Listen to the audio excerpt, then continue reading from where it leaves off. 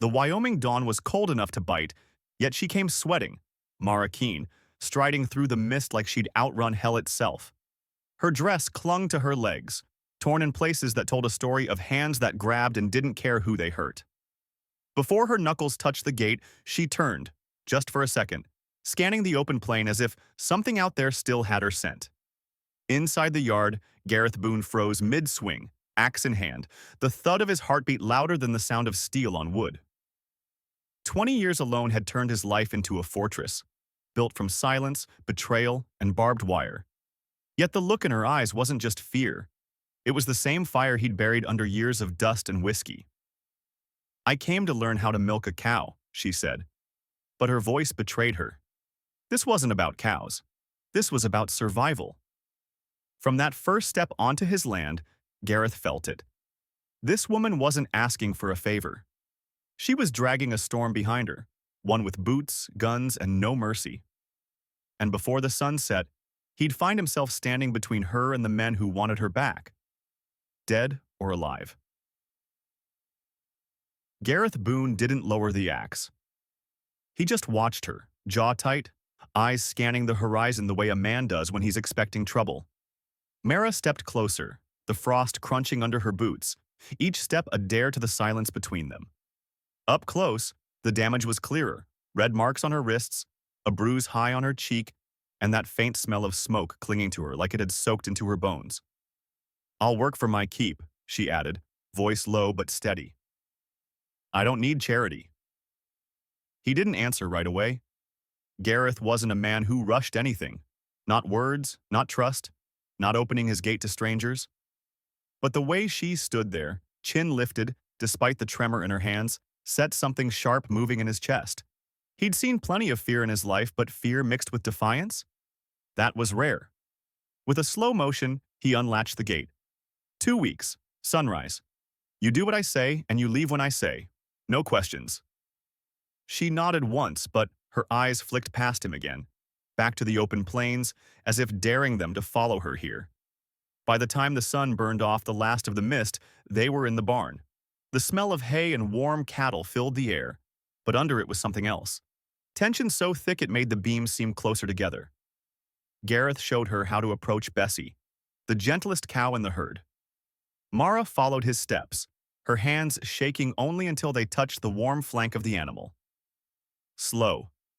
Even," he instructed, his voice rough but calm.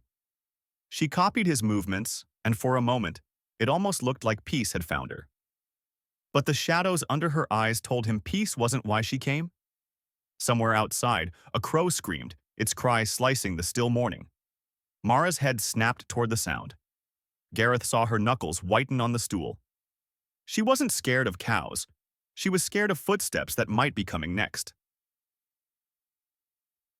The next morning, the barn was still dark when Mara arrived. She moved like someone who didn't sleep much, eyes alert, shoulders squared against a world that had done worse than tire her. Gareth had been up for hours, but he stayed in the shadows, watching her cross the yard. She wasn't dressed like the day before. The patched work dress was gone, replaced by a plain wool skirt and an old flannel shirt too big for her frame. It hung loose on her shoulders, but not loose enough to hide the faint outline of a bandaged rib when she bent to set down the bucket. "Your hands," he said from the shadows. She froze. "Hold them up." She obeyed. Her palms were scraped raw, the skin split in places where the rope burns hadn't healed. Gareth didn't ask what caused them. He knew. The West left its marks on people in all kinds of ways, but rope burns spoke of one thing: captivity. "You can't work like that," he told her. Her eyes hardened. "I've worked through worse." That stubbornness. It pulled something dangerous out of him. Not attraction, not pity, but a slow, simmering anger at whoever had left those marks. He handed her an old pair of leather gloves. "Then you'll work without bleeding on my floor." She took them without thanks, sliding them on like a soldier strapping on armor. By mid-morning, she was learning fast, moving from Bessie to Dolly, keeping her hands steady under Gareth's quiet direction. But every so often, she'd glance toward the open barn door, like she expected someone to appear there. Gareth noticed, and each time his own grip on the pitchfork tightened.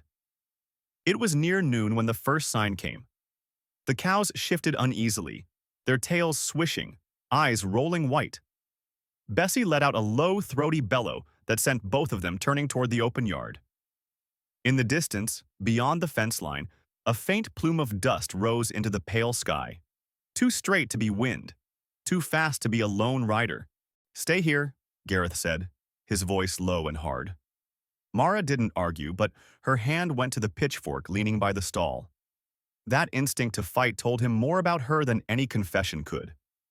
He stepped into the yard, the sun throwing long shadows behind him. The dust cloud grew, shaping into 3 riders, moving in a tight wedge. Gareth didn't need to see their faces to know they weren't neighbors. Their pace was purposeful, their posture predatory. Behind him, he heard Mara's boots on the barn floor. "How many?" she asked. "3," he answered without looking back. Her silence was answer enough.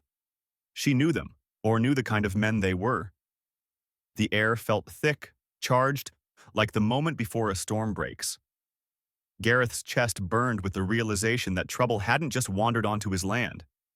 It had been carried here, clinging to the woman now standing behind him. And in that moment, he made a choice he hadn't made in 20 years. If these men wanted her, they'd have to go through him first.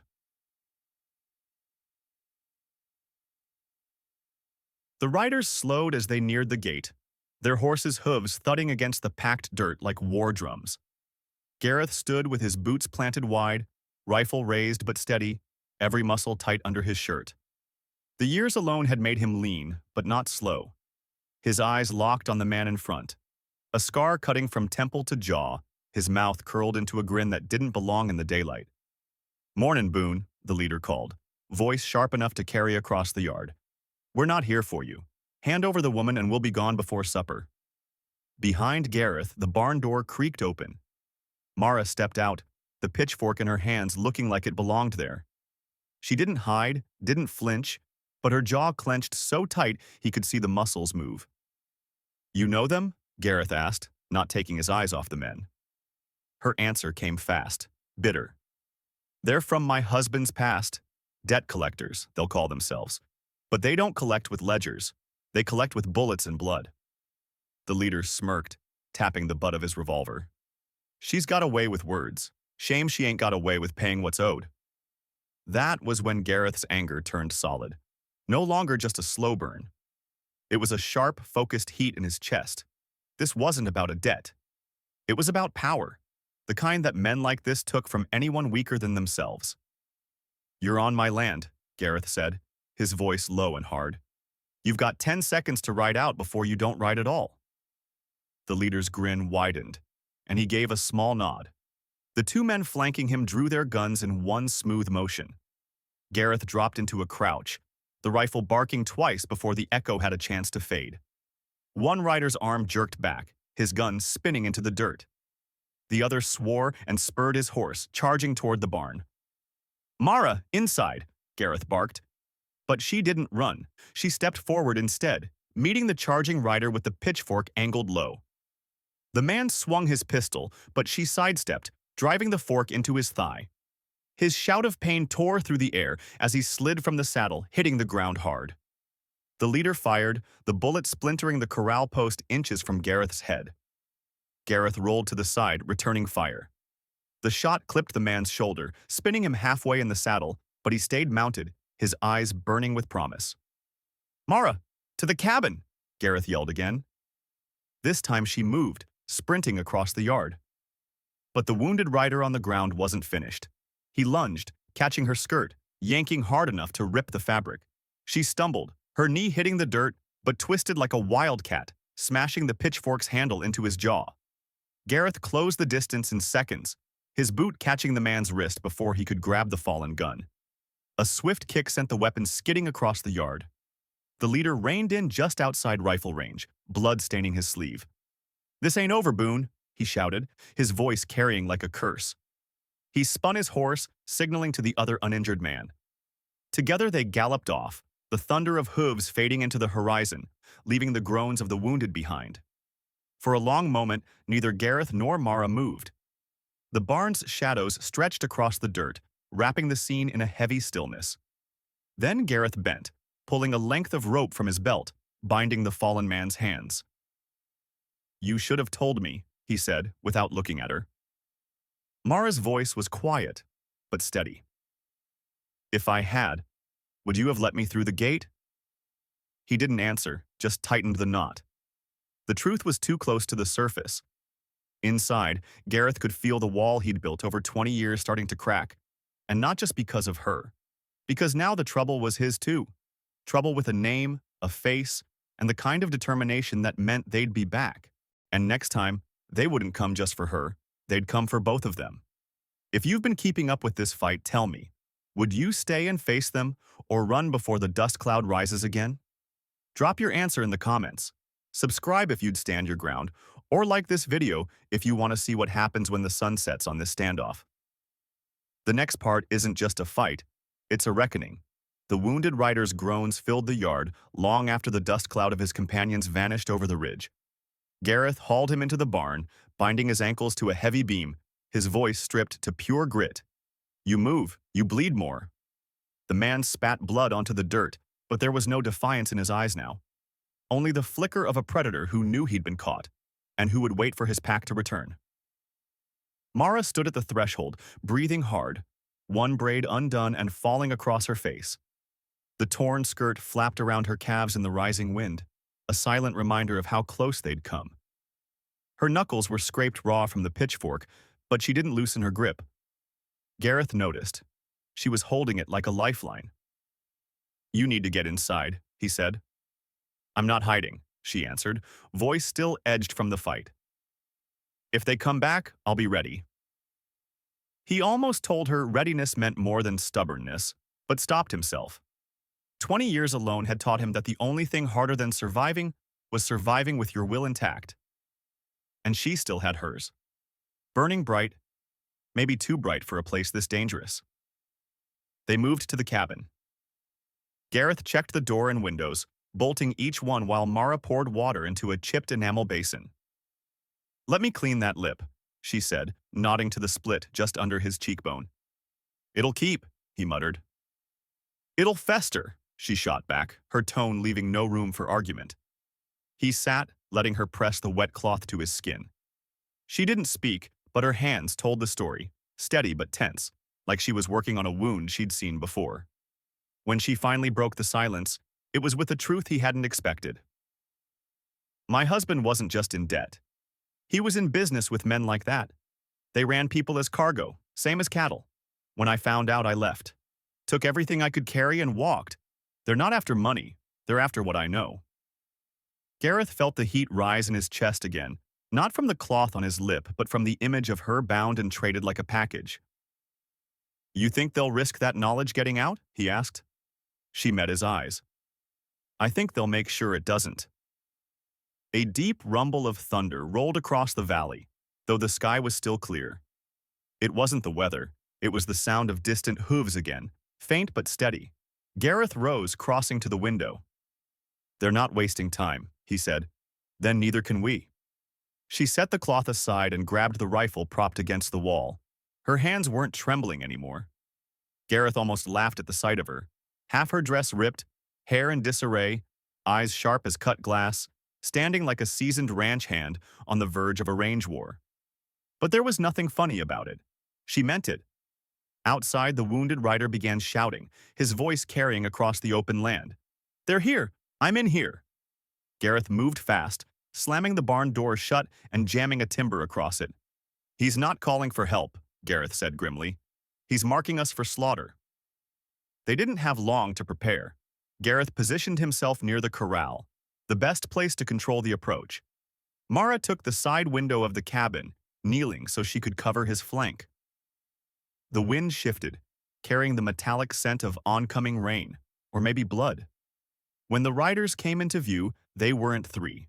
They were 6, spread out, moving slow this time, like men who knew they had the upper hand. The leader's wounded arm was bound with a strip of cloth, but the sneer on his face hadn't softened. "You made a mistake, Boone," he called, stopping just outside rifle range. "That woman's ours. You can hand her over breathing or not at all." Mara's voice rang out before Gareth could answer. "Come and take me then." The men laughed, but it wasn't amusement. It was the sound of wolves before the leap. The leader signaled, and two riders dismounted, moving low toward the cabin. Gareth fired first, dropping one to his knees. The other scrambled for cover, shots cracking through the air. In the chaos, the leader spurred forward, aiming to break the corral and draw Gareth out. Mara caught the movement, her rifle steady as she squeezed the trigger. The bullet struck the wood just inches from the horse's head, forcing him to veer off with a curse. The air filled with gun smoke and shouts, every shot echoing off the cabin walls. Gareth felt the old instincts return, the quick calculation of angles, the gut-deep awareness of where the next threat would come from. But this time, he wasn't alone. Mara moved like she'd been in this fight her whole life, her focus cutting through the noise. By the time the last shot faded, the yard was littered with the wreckage of the attack. Two men lay wounded, the others retreating into the distance once more. Gareth's heart was still pounding, his breath ragged, but he saw it in Mara's eyes. She hadn't just survived. She'd refused to be taken, and in doing so, she'd changed the fight entirely. "They'll be back," Gareth said. "Then we'll be ready," she replied, her voice like steel wrapped in fire. And for the first time in 2 decades, Gareth Boone believed it.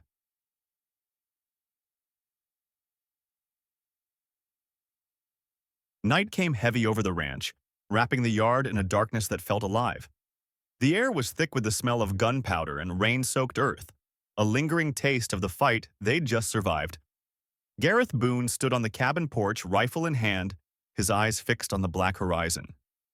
Beside him, Mara Keene leaned against the doorway, a fresh bandage wrapped around her forearm where a splintered bullet had grazed her. Neither spoke for a long while. The silence wasn't peace. It was a truce before the next battle. "They'll hit us harder next time," Gareth finally said, his voice low. Mara didn't flinch. "Then we hit back harder." It wasn't bravado. There was a finality in her tone, the voice of someone who had stopped running for good. Gareth studied her face, lit by the soft orange glow from the cabin lamp behind them. He saw no fear there now, only a stubborn determination that matched the ache in his own bones. Inside, the bound prisoner stirred in the barn, his muffled curses carrying faintly on the wind. Gareth knew keeping him alive was a risk. He was bait for the next attack.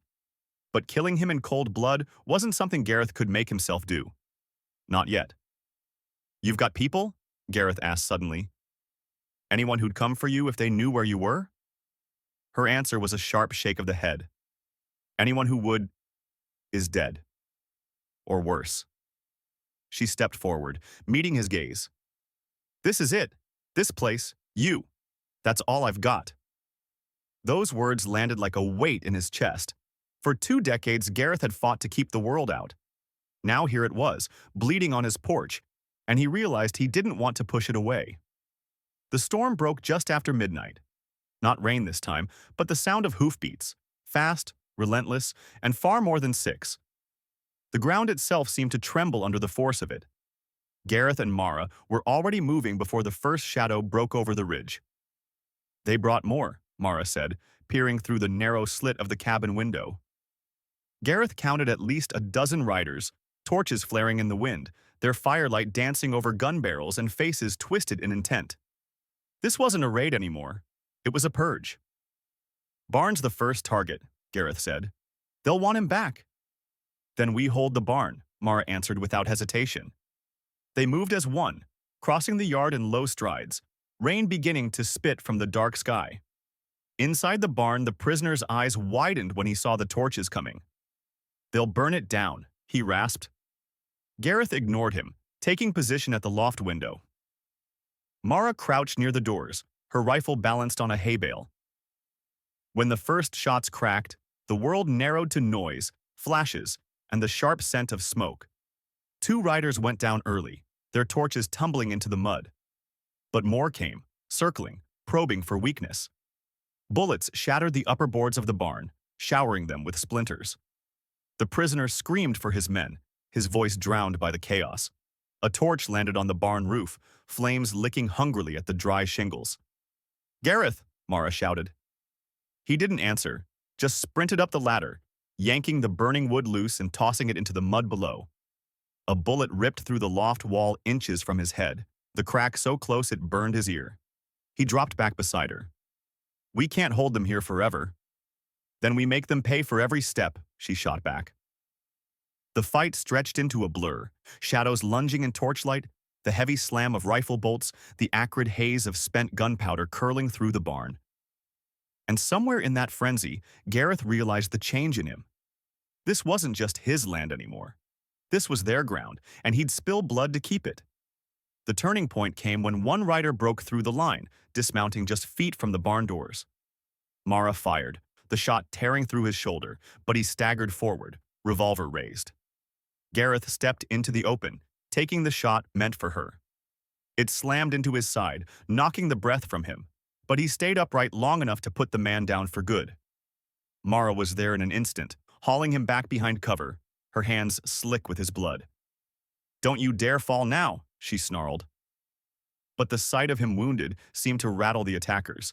A sharp whistle cut the night, the leader's signal to retreat. Torches pulled back into the darkness, the hoofbeats fading until only the rain remained. They didn't move for a long moment, both breathing hard, waiting for the sound to return. When it didn't, Mara pressed her forehead to his. "You stood for me," she said quietly. "Guess I'm not as retired as I thought," he answered, a faint smile pulling at the corner of his mouth despite the pain. By dawn, the barn was blackened but standing, the prisoner still bound and silent now. Gareth leaned against the corral fence, the ache in his ribs sharp with every breath. Mara stood beside him, her torn skirt plastered to her legs from the rain, her hands steady on the rifle. "They'll come again," she said. "Then we finish it," he replied. The sky brightened over the hills, streaked with fire-orange light. For the first time in years, Gareth didn't see just another day to survive. He saw one worth defending, and in Mara's gaze, he knew she saw it too. The story of Gareth Boone and Mara Keene shows the power of courage and the choice to stand and fight instead of running away. Gareth, a man who had lived in isolation for 20 years to avoid pain, was forced to face his fears and old wounds when Mara stepped into his life carrying danger with her. Mara, once a hunted woman, turned her fear into determination, choosing to stand beside Gareth against men stronger and more ruthless than themselves. The greatest lesson is this: silence and avoidance may keep us safe for a moment, but only by facing the threat and taking action can we protect what truly matters. In a world full of injustice and violence, standing by someone's side doesn't just save them, it saves us from letting our own soul grow cold. The story reminds us that real strength isn't only in weapons or physical power, it's in the decision to stand together when everything is against you. With trust and unity, even those who seem hopeless can achieve the impossible.